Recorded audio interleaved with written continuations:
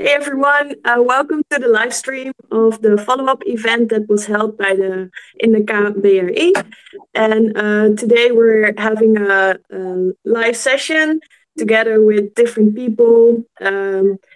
First, I want to introduce the two reporters that have been to the event on the 27th of February at the KBRI. And around 60 people attended the event. And today we're going to have a recap of the event and see what kind of follow-ups we have. And that will be done by Annisa Triyanti. She is a young scientist representative of UNISDR, Global Science and Technology Advisory Group. And the second reporter will be Yanti Kusumanto. She is a consultant on sustainable development and governance. She will do reporting on what we have brought from the COP24 in Katowice, Poland of 2018.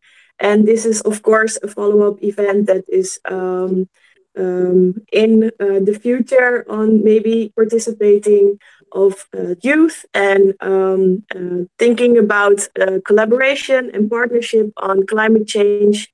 And so in the beginning, we will first do reporting from Yanti. She will have a conversation on what we have brought from the COP24. And then we have reporting from Annisa.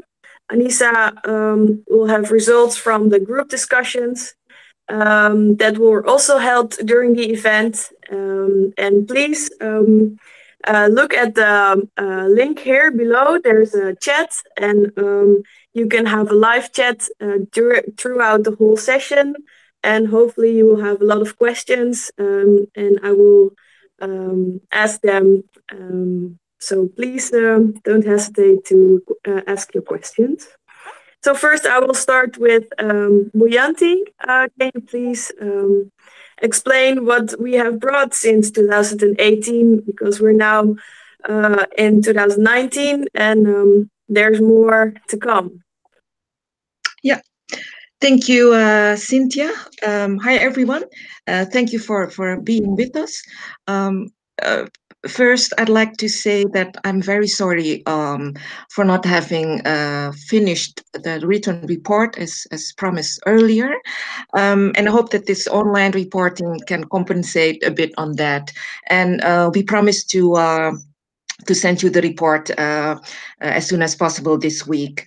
The COP24 follow-up event in The Hague took place on 27th of February, and I, as initiator, was honored to collaborate in the organization of this event together with collaborate with the Indonesian Embassy in The Hague and also with the Energy Academy Indonesia, or ECADIN. The meeting took place from 5:30 p.m. through 9 p.m. It started a bit belated and was attended by 55 attendees, including officials and staff of the Indonesian Embassy, organizers, speakers.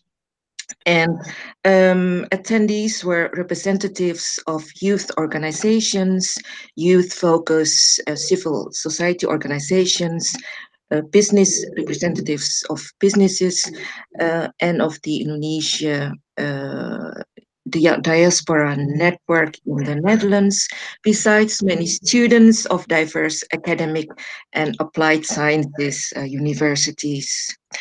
In his opening speech, the Indonesian ambassador to the Netherlands emphasized that climate change is not a political instrument, but rather the result of human action, and that therefore tackling climate change needs sensible and engaged future leaders. And that's why the event was held, and he encouraged participants to become such leaders. I then followed by a short introduction on what COP is all about, or the United Nations climate change is all about. While looking back also historically at the first or at the time that the UNFCCC was established in 1992. And after a period of almost 3 decades, the UN climate conferences eventually resulted in the Paris Agreement in 2015 in Paris, of course. And under this Paris Agreement, each country must determine, plan, and regularly report on the contribution that it undertakes to mitigate global warming. After this introduction I gave, we listened to 6 speakers that happened to be at COP24 in Katowice, Poland. Um, and most of them are youngsters, and they shared their views and observations by way of pitches. And each pitch lasted about 5 minutes. So, Annisa, could you please show the slides?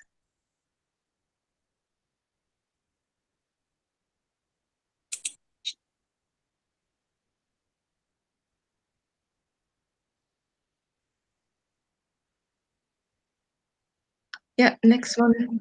Yes, and here are the speakers. Oh, yeah, okay. Annisa Triyanti was the first speaker. She I will report on the key messages that the speakers shared with the audience. So Annisa, first key message was that for understanding climate change, scientific coherence is a must. And also for avoiding silo thinking. Therefore, scientists should collaborate with not only with government but also with those that are close to communities, to local groups that are impacted on climate change, and those close to those groups and local communities are, for example, young people, but also groups in civil society and activists. A second key message Annisa shared was that she believes that commitments resulting from COP events should not end on the spot, but it should go beyond the conference itself. So, where government showed political will, such as during the talk show Annisa was part of, they should translate this political will into concrete policies and action. For example, by providing the necessary information to young people on pathways the young could make use of to be more engaged in policy decision making or in policy making and in climate action. The following speaker was Bas Tunter. Bas Tunter is a master's student, molecular sciences at Radboud University, and participated in COP24 as a student observer. His first key message was that being at COP made him realize that head of states, high-level decision makers, and negotiators are humans themselves, just like us himself and any other young people that were participating at COP. And this realization in turn empowered Bas in some way to be more motivated and to be more proactively engaged in processes at the conference, but also in processes on climate action beyond the conference. So after the conference should or were closed off. A second observation or key message was brought forward to the audience was that education is very important, is crucial for building understanding with the young, but also with lay people, for building understanding about such a complex phenomenon that climate change actually is. For the young, a better understanding of climate change can in turn empower them and help them to gain larger roles in decision making and climate action. The following speaker is Eefke van der Wouw. Eefke van der Wouw is Dutch representative to the United Nations on Sustainable Development. She represented the Dutch youth at COP24, and this conference was her first United Nations conference after she got elected in November last year, and with which she was mandated for a period of 2 years to represent the young, Dutch young, in UN meetings and also in UN processes. The first key message that she got across to the audience is that Eefke believes that climate change is about human behavior and human interactions. As humans, we learn from each other and influence each other on climate related issues. We give examples to others as well. We could also be a role model. Think of Greta Thunberg, the Swedish young lady that amazingly disrupted well dominant ways of thinking about about the future of the planet. Following key message, sorry, Annisa, I still have to go back, yes, to Eefke. Following key message of Eefke is that for young people to be more listened to and obtain greater roles in decision making, they need support systems. So these are necessary. Conditions for such support systems could be created. Support systems, for example, are could be provided by government. For example, the recent protest march by young people in The Hague were those marches were made possible because schools allowed students to go on march, and because parents also supported their children to be in protest. Okay, so the next speaker is Kamia Handayani. Kamia is a student observer. She's PhD candidate at the University of Twente, and she participated in COP as a student observer on behalf of the university. But she also spoke at a talk show where Annisa also participated, organized by the Indonesia pavilion. First key message Kamia wanted to get across was that as an observer, researcher, and speaker, she benefited a lot from the information she obtained by participating in events, by networking with others, and also from the sharing information with the international community about her own research.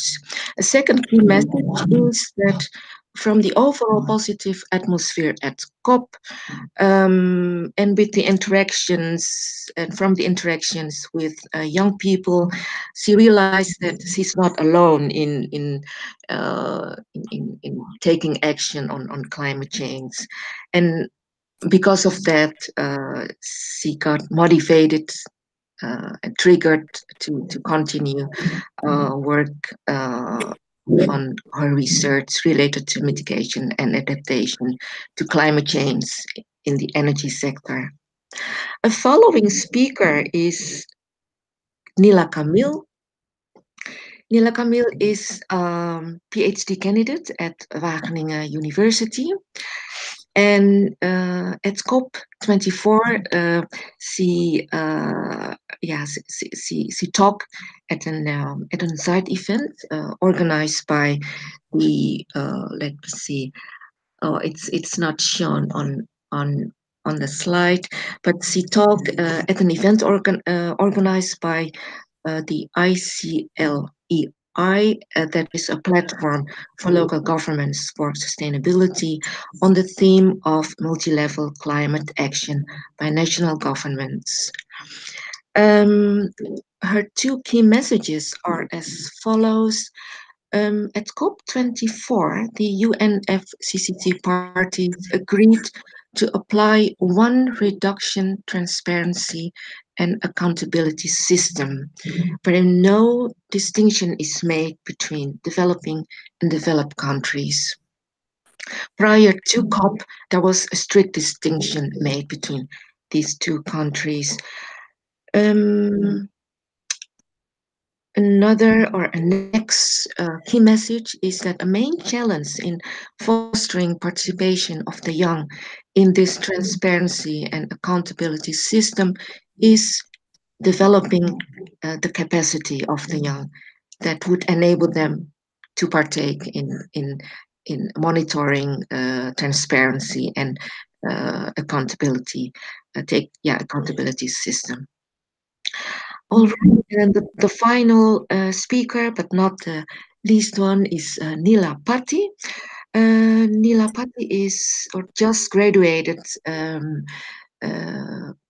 from her master study at Wrapup University in the area of medical biology. She's also founder of an NGO that is focused on waste management and waste reduction in the Moluccas. Two key messages from Nila. Young people should not wait for opportunities to come their way for becoming more engaged in climate policy and action, for a reason that young people are adaptive and versatile, so that with these modalities they can accelerate COP processes. A second key message, or a final key message, is that waste is actually a system problem, embracing culture, human behavior, and habits. So for that matter, climate change is a system problem as well, and solutions can only be found when solutions are systemic. All right, next slide. So some conclusions. Um, Rose, we see that the young people or the young that were there at COP could be a delegate, but also a representative of, for example, young scientists or of young people in their country. They could be resource persons, speakers, moderators, researchers, observers, but also process accelerators, and of course, activists. Yes, processes young people could be involved in COP could be former, like the plenaries of where parties are part of, could also be less formal, but also informal processes are key as well, where young people could play an important role, but also processes that are diffuse and where more informal and not very structured interactions with other young people or other participants are possible. Now, their conclusion is that there are clearly outcomes that have benefited the young. They have been empowered personally. We could see the example of Bas, but of course of other young people as well. But empowerment applies as well to those that were represented. They were not at the conference themselves, but were represented by, for example, in our case, Eefke represented the Dutch young. Another benefit is also the knowledge or information gained from interactions, from participation in events, etc., etc. Advocacy is also another benefit that of that were beneficial to young people, and another outcome is also a network that was built with other young people, but also with a wider participants community of the conference. But outcomes benefited also the COP24 itself. The young produced recommendations. They gave advice to delegates. They shared research outcomes. They contributed with a draft statement, for example. But also they helped in building awareness among the international community that were discussing climate issues. And also they accelerated processes. These all were possible because there were conditions that made them, or that enabled these roles, processes, and outcomes. And a system that is in support of all these is, for example, or contain, for example, a platform to speak and interact with others at the conference. Um, Also, an enabling condition is How were they enabled, Yanti? Can you elaborate a little bit more on that? How were they? Were these conditions enabled? oh, okay, yeah. I think I was not clear enough. So these roles, processes, and outcomes, they were enabled by these conditions, by certain conditions. Yeah. So, for example, there was a platform that was organized by by governments in Yeah. their country pavilions, and other organizations also organize events. So these were spaces that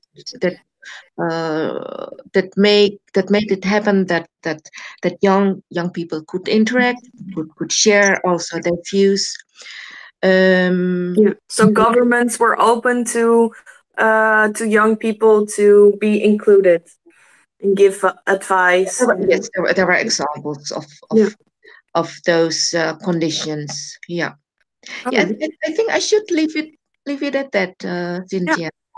Thank you very much, Yanti, to give a recap of all the very important speakers during the event on the 27th. And we had very different speakers. There were 6 of them, and it's a very diverse group of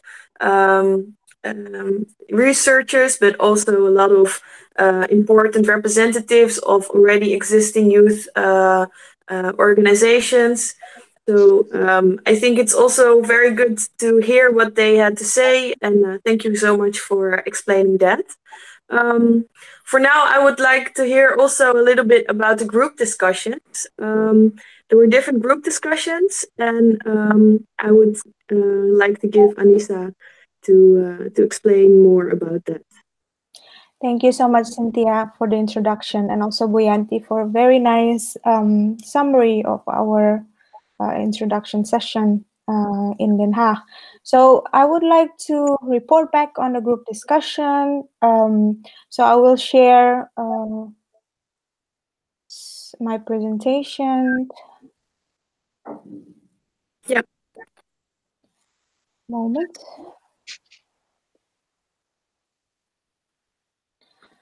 So I hope that you can see it clearly. Yeah, I can see it. Oh, a lot of screens there. Now is good, right? Yeah, now I can see. Okay, so first I would like to talk about the process. We divided ourselves into 3 groups, and each of the 3 groups have facilitators, 2 facilitators, and they are also actually speakers of the first introduction session that Yanti already presented also. We discuss 4 main points, which is a concern, recommendation, action, and collaboration strategy or opportunities. These are the guiding questions on how we discuss during the group discussion. First is we would like to know about the concerns or spot on messages on COP24. So either related to what speakers have shared earlier in the first session, or if they already heard it somewhere else prior to the discussion. And the second question would be about the recommendation for these concerns that already mentioned in the first hand. This is very important to understand and map what kind of action that we could do in light of COP25, which will happen next year. And the third question is how could the discussion or recommendation can be translated into action or pathways. So each of the participants was expected to give some kind of action plan to make the recommendation more concrete. And the last one is we asked if they actually know any interesting organization or events that could actually bridge collaboration or, for example, exchanging expertise and knowledge building, capacity building related to COP25. So I would just go group by group. Now the group 1 is actually facilitated by myself and Efke van der Waal, which is Briante mentioned. She is one of the Dutch youth representative. There are 3 main points that we discussed during a very short discussion, actually about 45 minutes, but we get a lot of input from the participants, which is very nice. So how many participants were there in your group, if I may? I think in our group is about 15 or something, 12. Oh, wow. I'm not sure about the correct number, but it was a large group. But we were very happy because people are really excited and engaged. So the first point that we discuss is about participation at COP24. We found out that a lot of people that discuss in our group is actually very excited and interested to know how they can get engaged into this global process. They believe that they are not very informed because there's a lack of information and participation of the youth in itself in the process despite high interest. I think Efke later on mentioned that this kind of representation problem can actually be solved through representation body, such as youth groups, organization, like the Dutch have the Dutch youth representative, for example, or Yango, which is the youth body for the UN FCCC process. And we also discussed about the concerns. Our group are very focused on the food sustainability issues. So we discussed also about the vegan diets and if it's really sustainable, for example.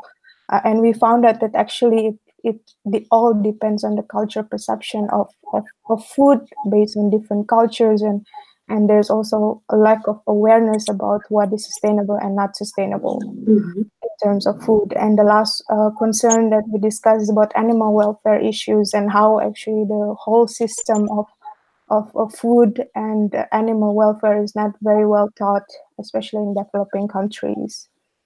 It's very interesting. I would like to explore more, but maybe later on in the Q&A, if you have any clarification, please do so.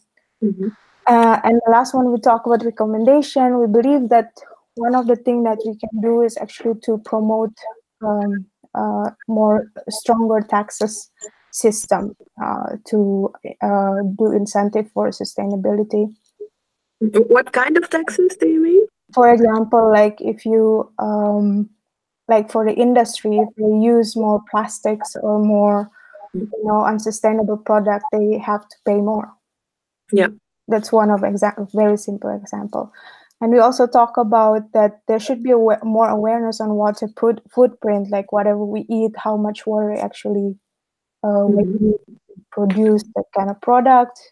And of course, awareness actually lead to the problem of education and information, because there's a lot of misleading information about sustainable products in the market that we actually don't know which one is actually correct or not. And what is important as well to have a changing behavior on the use of plastic. I think in the Netherlands they're doing pretty well, but it's not the case with Indonesia or other developing countries. And the last one is that we need a better policies to support sustainability, because in the end it's a big system, and policy should be one of the main points that should be tackled first. So I will just move forward to the group 2. This group is facilitated by Bas Tunter and Nila Kamil. So the concerns that they collected through discussion includes that there is a lot of religious or spiritual conservative involvement in terms of climate awareness. So it's very diverse. This issue really attract diverse communities. And there's also issues about climate depression. I believe this relates to the awareness on climate issues, and if this is actually something that people have in mind when they actually living their life. If there's, for example, if you actually believe that there is a climate change or not, climate denial problem. And also how to increase ambition to mitigate and to adapt to climate change. There's issues about education and applicability of knowledge. So knowledge is everywhere, but how to actually use it in a way that it can strengthen the effort for climate change mitigation and adaptation. And they discuss about sustainable consumption and production, and how to increase transparency and to reduce self-interest or ego. So what we found also, maybe the introduction, Yanti have mentioned, some people feel like people are pointing to each other in terms of climate.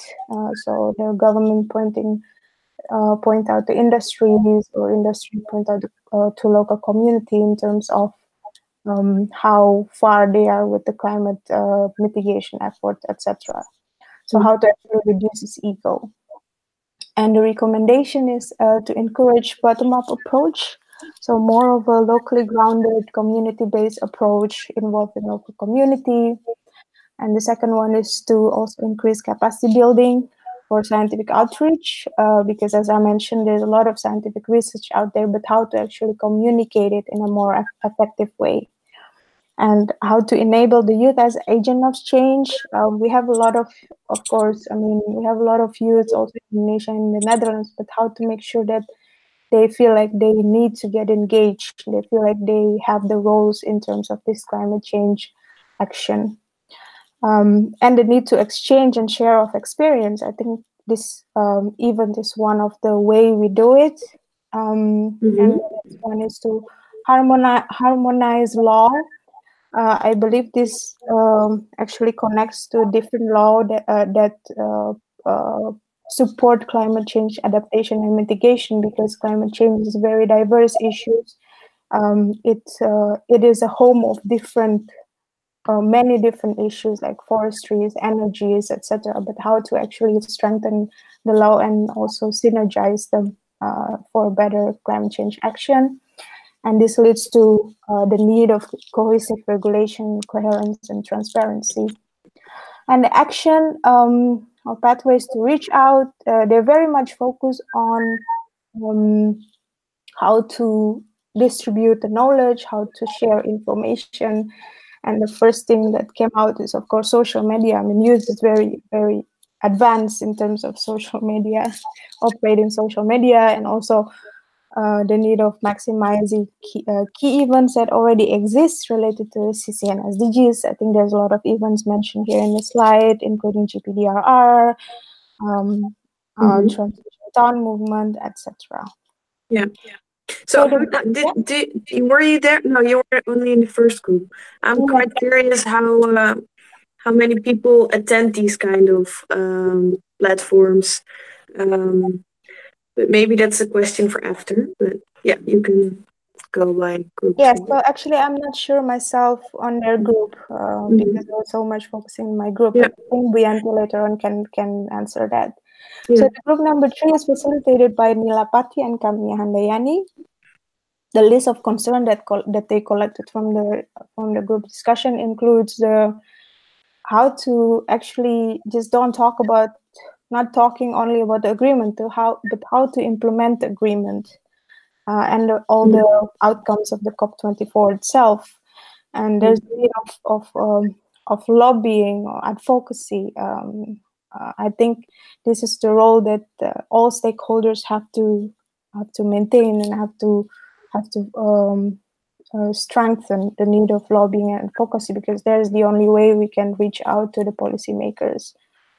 And the sense of urgency, I think this relates to how urgent is actually climate change action. And I think we all know the answer is that we really need to step forward and really push forward for a better climate change action. And again, about lack of attention and lack of awareness. And I think the next point is about how do you call the power relation between each group. How can they actually influence the process? For example, we as youth, how much power we have actually to push a certain policy agenda regarding climate change or to act. I think this is debatable issues that we can discuss later on. And there's different capacities between countries, like developing countries, global north, global south, it's a different terminology, but I think it's important to actually see and map these capacities to react based on their capacity for climate change mitigation and adaptation. The recommendation is to have a global guidelines fairly shared between countries based on their capacities, which is related to my last point before. And the need of connecting, networking with people, and the need to create a pupil-led climate initiatives. So more focusing on education for the youth and how to scale up green schools as well. We have a lot of green schools, but how to scale this up into more rigorous movement, and to get government support for initiatives of communities, and find each other instead of pointing to each other. I think that's a very strong message. And the action or pathways to reach out, again, social media came up, and I think it should be, because we have a lot of capacities to do that, and I think it will help a lot with the sharing better information about climate change action, and to make a better collaboration strategy through technology transfer with partnership. This is, they mentioned specific project like low carbon projects between Dutch, Indonesian, answer. I believe this is an idea came up from the discussion, and to also establish a hub or central point for knowledge pool, and connect with this some of the institutions that I think came up within the discussion. But I think that is not an exhaustive list. So, also next steps. I think this is something that's kind of summarized the whole action recommendation from the discussion, is to actually have a knowledge hub. I'm talking in the context of from COP24, which happened in 2019, to to the next steps, which is the COP25, which will be held in Santiago in 2019. Is to first to have a knowledge hub for sharing information, exchange knowledge, just connect youth who are all interested in this topic and more of increasing their awareness about climate change action.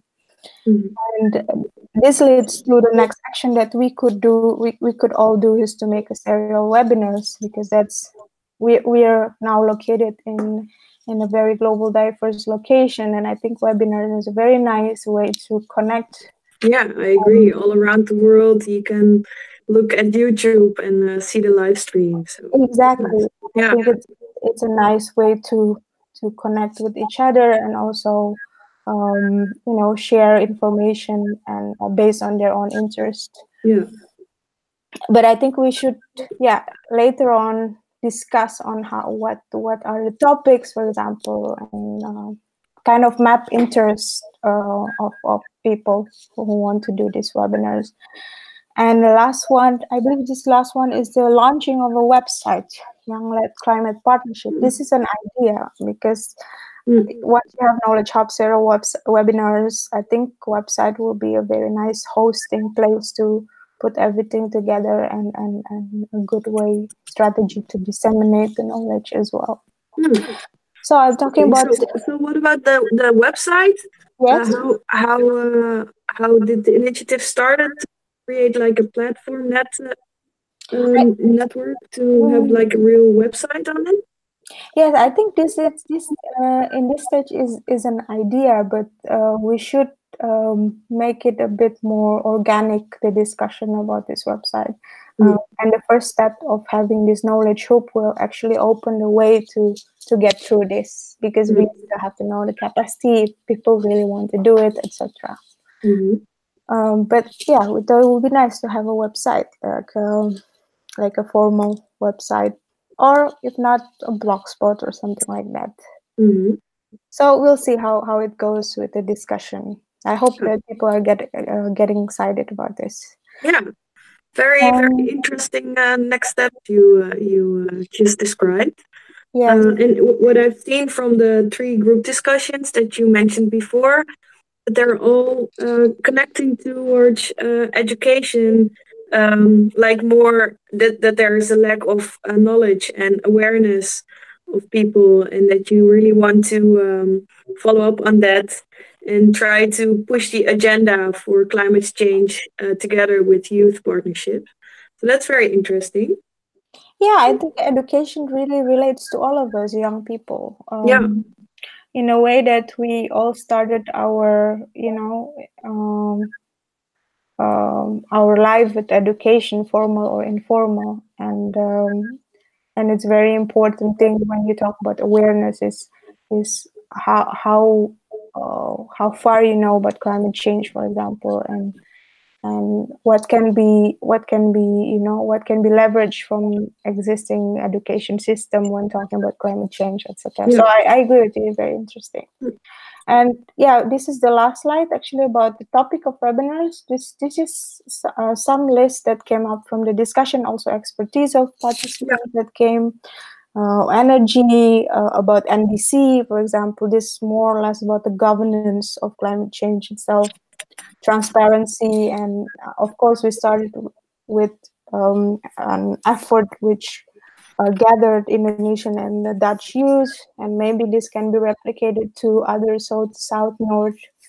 Not everyone will agree with that terminology, but more of like helping developing countries, helping each other. And the climate change and science communication, that's very important as well. The science and policy interface, and talk about climate uncertainty and scenarios in the future, climate resilience regarding to food systems and waste. And of course, I think the last one, which is also very important, is how to link this climate change and other interlink issues with the big umbrella of SDGs. Because that's actually when we all agree with each other. I mean, you have to be agreeing with sustainable development. Yeah. So yeah, I think that's from me. I hope it's not too long, but yeah, look forward if there's any questions from the chat. So I would really like to ask the people from that plugged into Energy Academy Indonesia to ask your questions, and we will answer them directly. So if you have any questions, just post them here in the live chat, and we will try to answer them as good as possible. So actually what I've noticed so far from both of your reportings that the people that attended the event at the embassy were very enthusiastic and very motivated to have the willingness to really work for climate change possibilities. And they're open to partnerships but don't really know how. Yeah. Can we maybe think on further on that? Like you say we need action and we need to have more opportunities on collaboration between these youth-led organizations. Do you have any ideas about it yourself? How that can be in the future and the follow-ups on this event, for example? Shall I try to?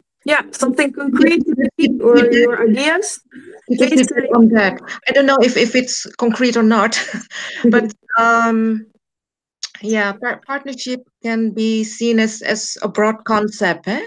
But what I have observed from the discussions during the event at the embassy was that the knowledge development is quite a crucial thing that we should focus on, so that any activities, any actions that will be focused on building partnership, that should be built around building or developing knowledge, not only knowledge of the youth themselves, but also of other sections in the population, in the community, in society, so that there is more interaction between young people and other sections of society. So it's a more an intergenerational. Definitely not only about youth, of course. It's definitely intergenerational. Yeah. And I believe that the steps or that the activities or topics that Annisa mentioned as possible next steps, that they could trigger a partnership, that they could facilitate a partnership, or a process of partnership building. Yeah, it's not very concrete, but it's that is what we could further think about and further conceptualize on. Yeah. I don't know if Annisa perhaps have some thoughts on that, on Annisa, can you also elaborate maybe on future steps that might take from what we have now towards maybe a next event, or maybe on something you have thought of? Yeah, as I mentioned before, I think having a platform where everyone can connect with each other should be the priority first, because youth is not a single entity. I mean, we all represent different groups, for example, different interests, different goals, different objectives.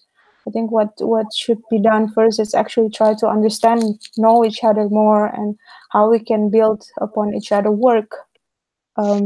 Because as I said, climate change is very diverse issues, and it's not like everyone relates to it directly or something like that. Something like maybe people. I think everybody can relate to climate change in a way. Like they see different kind of climate, and they see the news and what happens everywhere around the world. But maybe it's not tangible enough, or maybe we miss something. Yeah, sure. I mean, like we have all different expertise and interests. Like I'm working on disaster risk reduction, which is disaster is now increasing because of the climate change impact, for example. Or Buyanti maybe now focusing on forestry and agriculture, and other people are interested into different things. So I think it would be nice to first know each other better, and then the discussion will go more organically into something more concrete. Like we have this COP25, which is a very like the closest how they call it, stepping stone or milestone, and we can focus on what can we do there, for example. Yeah, because you were in group discussion 1, and you also discussed on the issue that there's youth representation from the National Youth Council of the Netherlands. But of course, in Indonesia, there's still some opportunities to have more Indonesian youth representation. Did you elaborate a little bit more during your group discussion on that? Yes, we discussed about it, and I think we all agree that for Indonesia, the challenge to have this kind of specific board for youth is very big. Because we are very big countries, we are very diverse in terms of, you know, ethnicities, languages, etc. And yeah, it's not easy, and really needs very strong commitment from the youth themselves, and also political will from the government to unite us in a way that there is a democratic representation mechanism like the Netherlands. So I think with us talking with the Dutch youth representative and other Dutch youth organization would actually help to learn more about how can we do it in the future. But it's not an easy task. Yeah, especially Netherlands is a really small country if you compare it to what Indonesia has. Yeah, definitely. Yeah. Synthia, can I add something on a possible step that Annisa mentioned, and that is the of holding webinars.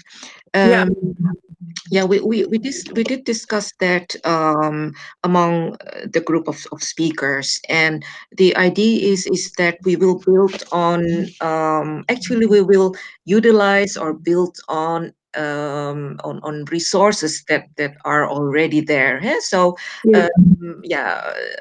for example, the 6 speakers they represent quite a rich variety of angles, of disciplines, and I've suggested them that they would also take the lead of particular webinars.